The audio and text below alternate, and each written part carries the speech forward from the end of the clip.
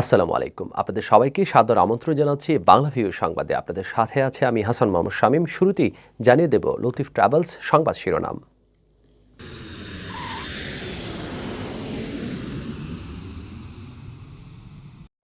কঠোর লকডাউনে রাস্তায় বের হচ্ছেন মানুষ, কমছে না সংক্রমণ। করোনা ঠেকাতে সারা দেশে কারফিউর মতো কঠোর কর্মসূচি দেওয়ার পরামর্শ।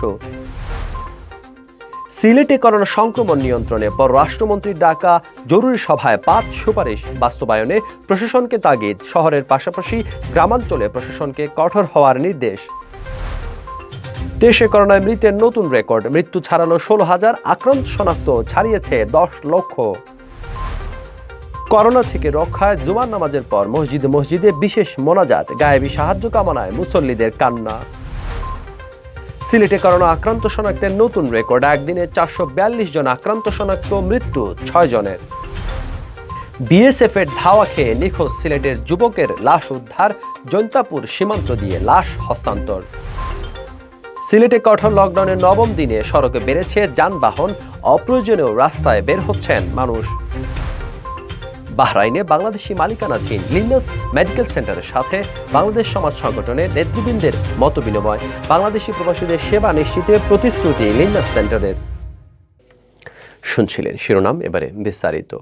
করোনা ভাইরাসের ডেল্টা ধরনের বিস্তারে দেশে আক্রান্ত ও মৃত্যু সংখ্যা ব্যাপক হারে বাড়ছে। এমন পরিস্থিতিতে করোনা নিয়ন্ত্রণে দেশে চলমান লকডাউনের পরিবর্তে কারফিউ বা ১৪০ ধারার মতো কঠোর কর্মসূচি ঘোষণা করা প্রয়োজন বলে মনে করেন স্বাস্থ্য অধিদপ্তরের non communicable disease control NCDC পরিচালক ও অধিদপ্তরের মুখপাত্র অধ্যাপক ডাক্তার রোবেদ আমিন। তিনি বলেন, দেশে কঠোর লকডাউন চলছে, কিন্তু মানুষের চলাফেরা বা জমায়েত নিয়ন্ত্রণ করা সম্ভব হচ্ছে না। পরিস্থিতি এভাবে চলতে থাকলে করোনার ভয়াবহ সংক্রমণ নিয়ন্ত্রণ করা কঠিন হয়ে দাঁড়াবে। এক্ষেত্রে দেশের মানুষ কারফিউ বা ১৪০ ধারার মতো কর্মসূচিগুলো ভয় পায় এবং প্রতিপালনের চেষ্টা করে। এই পরিস্থিতিতে এ ধরনের কর্মসূচি দিলে করোনা নিয়ন্ত্রণে যথেষ্ট সহায়ক হবে। এর আগে ডেল্টা ধরনের বিস্তারে দেশে কোভিড সংক্রান্ত জাতীয় কারিগরি পরামর্শ কমিটি ২ সপ্তাহের শাটডাউনের সুপারিশ করে। এরই পরিপ্রেক্ষিতে ১ জুলাই থেকে ১ সপ্তাহের জন্য সরকার সারা দেশে কঠোর বিধিনিষেধ আরোপ করে। দেয়া হয় ২১টি নির্দেশনা। এ সময় জরুরি সেবা ছাড়া অন্য সব অফিস আদালত বন্ধ, যান্ত্রিক যানবাহনে যাত্রী বহনও নিষিদ্ধ করা হয়। তবে স্বাস্থ্যবিধি মেনে খোলা আছে শিল্প কারখানা এবং সীমিত আকারে খোলা আছে ব্যাংক ও আর্থিক প্রতিষ্ঠান। বিধিনিষেধ বাস্তবায়নে পুলিশ, র্যাব, বিজিবির পাশাপাশি army in aid two civil পাওয়ার বিধানের আওতায় মাঠে আছে সশস্ত্র বাহিনী। জনসাধারণকে অতি জরুরি প্রয়োজন ছাড়া বাইরে যেতে নিষেধ করা হচ্ছে। রাস্তায় বেরিয়ে যৌক্তিক ব্যাখ্যা দিতে না পারলে করা হচ্ছে গ্রেফতার, জরিমানা। এ বিধিনিষেধের ৯ দিন গড়িয়ে গেলেও পরিস্থিতির দৃশ্যমান কোনো উন্নতি হয়নি, বরং আক্রান্ত ও মৃত্যুর সংখ্যায় নতুন নতুন রেকর্ড হচ্ছে।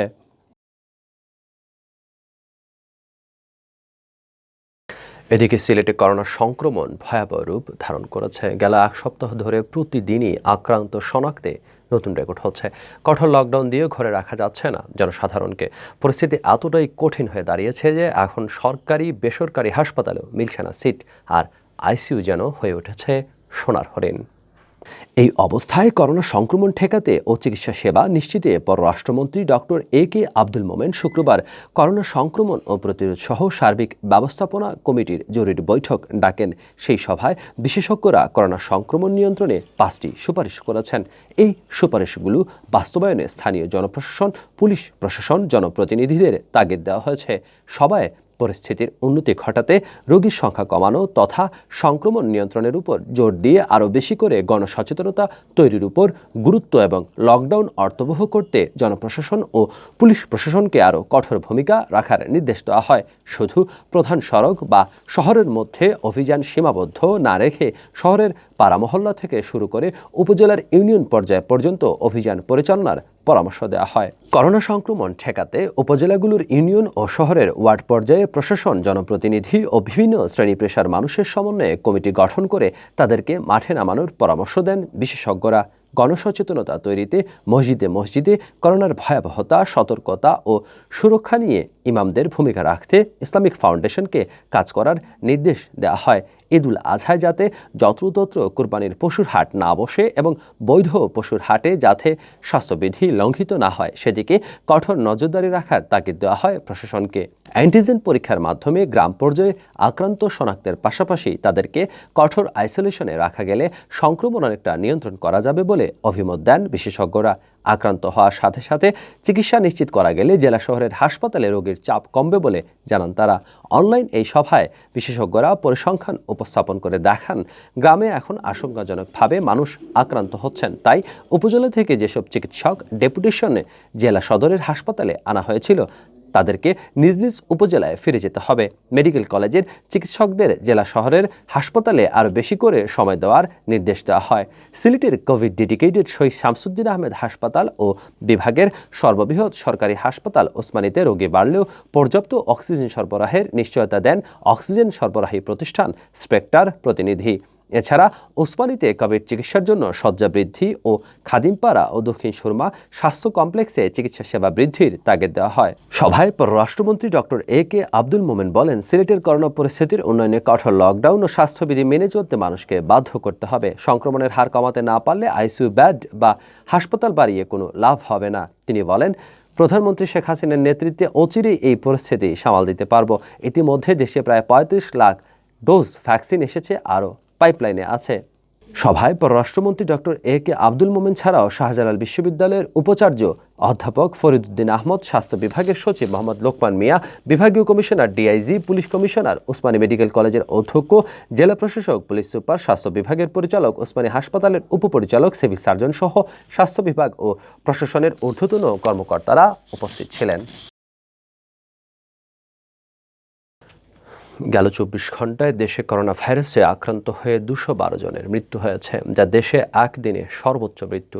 আর এখনও পর্যন্ত করোনায় মোট ১৬,০০৪ জনের মৃত্যু হয়েছে। এর আগে বৃহস্পতিবার করোনায় দেশে ১৯৯ জনের মৃত্যু হয়। তার আগের দিন বুধবার প্রথমবারের মতো মৃতের সংখ্যা ২০০ ছাড়ায়। এদিন মৃত্যু হয় ২০১ জনের। দেশে করোনায় মৃতের সংখ্যা ১০,০০০ ছাড়ানোর পাশাপাশি আক্রান্ত শনাক্তের সংখ্যা ছাড়িয়েছে ১০ লাখ। গেল ২৪ ঘন্টায় নতুন করে করোনায় আক্রান্ত হিসেবে শনাক্ত হয়েছেন ১১,৩২৪ জন। এ নিয়ে মোট শনাক্তের সংখ্যা বেড়ে দাঁড়ালো ১০,৫৪৩ জনে। এর আগে বৃহস্পতিবার ১১,৬৫১ জনের করোনা শনাক্ত হয়, যা একদিনে ছিল সর্বোচ্চ। তার আগে মঙ্গলবার দ্বিতীয় সর্বোচ্চ ১১,৫২৫ জন শনাক্ত হন। শুক্রবার স্বাস্থ্য অধিদপ্তর থেকে পাঠানো করোনা বিষয়ক নিয়মিত সংবাদ বিজ্ঞপ্তিতে বলা হয়, গেল ২৪ ঘন্টায় নমুনা সংগ্রহ করা হয়েছে ৩৯,২০৯ জনের। পরীক্ষা করা হয়েছে ৩৬,৫৮৬টি। নমুনা পরীক্ষার তুলনায় শনাক্তের হার ৩০.৯৫%। দেশে এ পর্যন্ত মোট নমুনা পরীক্ষা করা হয়েছে ৬৯,০০৩,২৬৮টি। মোট পরীক্ষার তুলনায় শনাক্তের হার ১৪.৪৯%। গেল ২৪ ঘন্টায় করোনা থেকে সুস্থ হয়েছেন ৬,০৩৮ জন, আর এ পর্যন্ত মোট সুস্থ হয়েছেন ৮,৬২,৩৮৪ জন। গেল ২৪ ঘন্টায় মারা যাওয়া ২১২ জনের মধ্যে খুলনা বিভাগেরই ৭৯ জন। এছাড়া ঢাকায় ৫৩, চট্টগ্রামে ২৬, রাজশাহীতে ২৩, বরিশালে ৫, সিলেটে ৬, রংপুরে ১২ এবং ময়মনসিংহে মারা গেছেন ৮ জন। মারা যাওয়াদের মধ্যে ১১৯ জন পুরুষ ও ৯৩ জন নারী। এদের মধ্যে ১৬ জন বাসায় মারা গেছেন, বাকিরা হাসপাতালে মারা গেছেন। এ পর্যন্ত ভাইরাসটিতে মোট মারা যাওয়া ১৬,০০৪ জনের মধ্যে পুরুষ ১১,২৫৪ জন এবং নারী ৪,৭৫০ জন। গত বছরের ৮ মার্চ দেশে প্রথম ৩ জনের দেহে করোনা ভাইরাস শনাক্ত হয়। এর ১০ দিন পর ১৮ মার্চ দেশে ভাইরাসে আক্রান্ত হয়ে প্রথম একজনের মৃত্যু হয়। কঠোর লকডাউনের নবম দিনে সিলেটে জুম্মার নামাজ শেষে ধর্মপ্রাণ মুসল্লিরা আল্লাহর দরবারে মহামারী করোনা ভাইরাসের সংক্রমণ থেকে মুক্তির জন্য বিশেষ দোয়া করেছেন। এ সময় মুসল্লিরা সৃষ্টিকর্তার উদ্দেশ্যে মোনাজাতে দুহাত তুলে কান্নায় ভেঙে পড়েন। মসজিদে মসজিদে খুতবায় ইমামরা করোনা ভাইরাস সহ মহামারী থেকে জীবন রক্ষায় মানুষের করণীয় সম্পর্কে পবিত্র কুরআন ও হাদিসের নির্দেশনা তুলে ধরেন। একই সঙ্গে খুতবায় আপাতত গণজমায়েত এড়িয়ে চলে করোনা ভাইরাস থেকে নিরাপদ থাকতে ধর্মপ্রাণ মুসল্লিদের প্রতি আহ্বান জানানো হয়। নামাজ শেষে মোনাজাতে করোনা ভাইরাসের সংক্রমণ থেকে সবাইকে সুরক্ষিত রাখতে এবং আক্রান্ত রোগীদের আরোগ্য কামনা করে আল্লাহর কাছে প্রার্থনা করা হয়। বিশেষ করে বাংলাদেশে যারা করোনা ভাইরাসে আক্রান্ত হয়েছেন তাদের দ্রুত আরোগ্য দান করার জন্য আল্লাহর কাছে প্রার্থনা করা হয়। শুক্রবার সিলেটের হযরত শাহজালাল রহমতুল্লাহি আলাইহি ও শাহপরান রহমতুল্লাহি আলাইহি, গাজী বুরহানুদ্দিন জামে মসজিদ সহ নগরীর বিভিন্ন মসজিদে বিশেষ মোনাজাতে করোনা মহামারী থেকে মুক্তি চেয়ে এমন মোনাজাত অনুষ্ঠিত হয়। সিলেটে একদিনে করোনা শনাক্তের নতুন রেকর্ড তৈরি হয়েছে। অতীতের সকল রেকর্ড ভেঙে ২৪ ঘন্টায় ৪৪২ জনের দেহে করোনা শনাক্ত হয়েছে। একই সময়ে সিলেটে মারা গেছেন আরও ৬ জন। শুক্রবার সকালে স্বাস্থ্য অধিদপ্তরের সিলেট বিভাগীয় পরিচালক ডাক্তার সুলতানা রাজিয়া স্বাক্ষরিত প্রতিদিনের প্রতিবেদন থেকে এই তথ্য জানানো হয়। গেল ২৪ ঘন্টায় সিলেট বিভাগের ৪ জেলা মিলে ১,০২৫ জনের নমুনা পরীক্ষা করা হয়। সে হিসেবে শনাক্তের হার ৪৩.১২%। আর শুধু সিলেট জেলায় আক্রান্ত শনাক্তের হার ছিল ৪৮%-এর উপরে। বিভাগীয় স্বাস্থ্য অফিস থেকে পাঠানো প্রতিবেদনে জানানো হয়, নতুন শনাক্তদের মধ্যে সিলেট জেলার ২২৭ জন, সুনামগঞ্জের ৫৬ জন, মৌলভীবাজারের ৬৭ জন ও হবিগঞ্জ জেলার ৪৬ জন রয়েছেন। এছাড়া ওসমানী মেডিকেল কলেজ হাসপাতালে ৪৬ জন করোনা রোগী শনাক্ত হয়েছেন। এদিকে সিলেটে নতুন করে মারা গেছেন আরও ৬ জন। এর মধ্যে ৫ জনই সিলেট জেলার, অপরজন মৌলভীবাজারের। এ নিয়ে সিলেট বিভাগে করোনা আক্রান্তের সংখ্যা দাঁড়ালো ২৮,৫৪৭ জনে। আর সব মিলিয়ে মারা গেছেন ৫১১ জন। তবে সর্বশেষ ২৪ ঘন্টায় করোনা থেকে সুস্থ হয়েছেন ১৩৬ জন। এ নিয়ে মোট সুস্থ রোগীর সংখ্যা ২৪,৬১৪ জনে দাঁড়িয়েছে। বর্তমানে সিলেট বিভাগে ৫৫১ জন করোনা রোগী হাসপাতালে ভর্তি আছেন বলেও জানানো হয়েছে। সিলেটের জৈন্তাপুর উপজেলার শ্রীপুর সীমান্ত এলাকায় ভারতীয় সীমান্তরক্ষী বাহিনী বিএসএফের ধাওয়া খেয়ে পানিতে পড়ে নিখোঁজ বাংলাদেশি যুবকের লাশ উদ্ধার হয়েছে। নিখোঁজের ৪৮ ঘন্টা পর শুক্রবার বেলা ১টার দিকে ভারতীয় সীমান্তের রং হংকং এলাকার একটি জলাশয় থেকে তার লাশ উদ্ধার করা হয়। পরে বিএসএফ লাশটি উদ্ধার করে। নিহত সোহেল মিয়া জৈন্তাপুর উপজেলার জৈন্তাপুর ইউনিয়নের আসামপাড়া আদর্শ গ্রামের শফিক মিয়ার ছেলে। স্থানীয় ইউপি চেয়ারম্যান এখলাসুর রহমান জানান, গত বুধবার গরু খুঁজতে গিয়ে সোহেল শ্রীপুর সীমান্তের ওপারে ভারত ভূখণ্ডে চলে যায়। এ সময় বিএসএফ ধাওয়া করলে সোহেল আত্মরক্ষার জন্য একটি জলাশয়ে ঝাঁপ দেয়। এরপর থেকে সে নিখোঁজ ছিল। জৈন্তাপুর থানার ওসি গোলাম দস্তগীর আহমদ জানান, লাশ উদ্ধার করে ময়নাতদন্তের জন্য সিলেট ওসমানী মেডিকেল কলেজ হাসপাতালের মর্গে পাঠানো হয়েছে। করোনা সংক্রমণ প্রতিরোধে ঘোষিত কঠোর লকডাউনের নবম দিনে সিলেটের সড়কে বেড়েছে যানবাহন ও জনগণের চলাচল। শুক্রবার ছুটির দিনে নগরীতে সকালের দিকে লোক সমাগম অনেকটা কম ছিল। তবে বেলা বাড়ার সাথে সাথে বাড়তে থাকে রিকশা, মোটরসাইকেল, সিএনজি, অটোরিকশা সহ ব্যক্তিগত যানবাহন। বেলা বাড়ার সাথে সাথে বাড়তে থাকে আইনশৃঙ্খলা বাহিনীর তৎপরতাও। তবে নগরীর অলিতে-গলিতে মানুষের চলাচল ছিল অবাধে। স্বাস্থ্যবিধি মেনে চলতে দেখা যায়নি অধিকাংশ ক্ষেত্রে। কঠোর লকডাউনের প্রথম দিকে মানুষের মধ্যে নির্দেশনা মেনে চলার যে প্রবণতা লক্ষ্য করা গিয়েছিল তা আস্তে আস্তে কমে আসছে। তবে পুলিশ বলছে, লকডাউন বাস্তবায়নে পুলিশ কঠোর অবস্থানে রয়েছে। অপ্রয়োজনীয় কোনো যানবাহন চলাচল করতে দেওয়া হচ্ছে না। এছাড়া সিলেটের বাইরে থেকে কোনো যানবাহন নগরে প্রবেশ ও নগর থেকে কোনো যানবাহন বাইরে যেতেও বাধা দেওয়া হচ্ছে।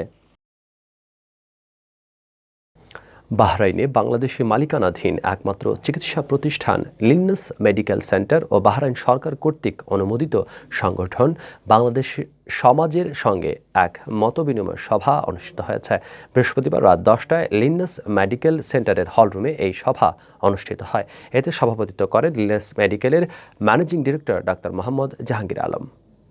Microbiologist lab incharge Nazrul Islam নাহিদের সঞ্চালনায় সভায় উপস্থিত ছিলেন বাংলাদেশ সমাজের সভাপতি মঞ্জুর আহমেদ, সাধারণ সম্পাদক M A Hashem, Bangladesh Awami League Bahrain কেন্দ্রীয় কমিটির সভাপতি আলাউদ্দিন নূর, মোহাম্মদ সেলিম দরি, মোস্তফা কামাল, মোহাম্মদ হোসেন, সেকান্দার খালাসি, বঙ্গবন্ধু পরিষদের সভাপতি বাবুদুলাল দাস, যুবলীগের সভাপতি মুজিবুর রহমান, সাধারণ সম্পাদক বকুল সূত্রধর, শ্রমিক লীগের সহসভাপতি আবুল বাশার, সাধারণ সম্পাদক রুবেল মাহমুদ সহ আরও অনেকে। সভায় লিন্নাস মেডিকেলের managing director doctor Mohammad Jahangir Alam স্বল্প মূল্যে বাহরাইনে বসবাসরত সকল প্রবাসী বাংলাদেশিদের দোরগোড়ায় চিকিৎসা সেবা পৌঁছে দেওয়ার প্রত্যয় ব্যক্ত করেন। পরবর্তী সংবাদ দেখার আমন্ত্রণ জানিয়ে শেষ করছে বাংলাভিউ সংবাদ। সংবাদের সর্বশেষ আপডেট পেতে লাইক দিয়ে যুক্ত থাকুন আমাদের ফেসবুক পেজে, সাবস্ক্রাইব করুন আমাদের ইউটিউব চ্যানেল। দর্শক, এতক্ষণ সঙ্গে থাকার জন্য ধন্যবাদ। খোদা হাফেজ।